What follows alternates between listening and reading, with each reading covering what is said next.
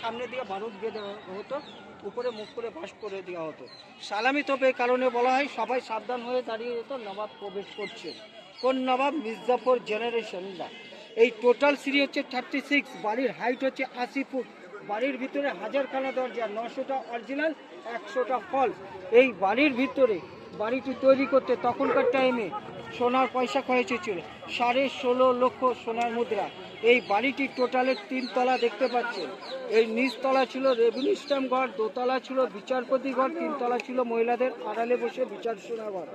তাহলে এটা নবাব সিরাজউদ্দৌলা মারা যাওয়ার পরে তৈরি হয়েছিল। নবাব সিরাজউদ্দৌলার কোনো রকম অস্তিত্ব নেই। কোথায় বাড়ি ছিল সেটা সিঁড়ির উপর নিজে দেখা।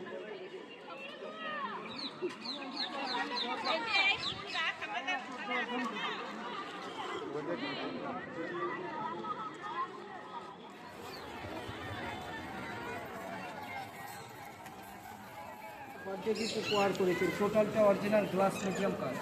তার নিচে রয়েছে সিংহাসন, যেখানে বসে নবাব বিচার করেন, যেটি রয়েছে 42 কেজি রূপোর সিংহাসন। পাশের ঘরে দেখতে পাবেন হাতির দাঁতের সোফা এবং সিংহাসন, সেখানে ব্রিটিশরা মিটিং আলোচনা করত। তারপরে দেখতে পাবেন আপনি এরকম মেয়েদের সাজ আলমারি দেখতে পাবেন, বিভিন্ন রকমের নবাবী টাইমের ব্রিটিশ টোটাল জিনিসগুলো দেখে টাইপের দিয়ে বেড়াতে হবে। নিচ দিয়ে হচ্ছে ঢোকার রাস্তা, নিচে হচ্ছে ম্যাজিক আয়না, বডি দেখা যায়, মুন্ডু দেখা যায় না।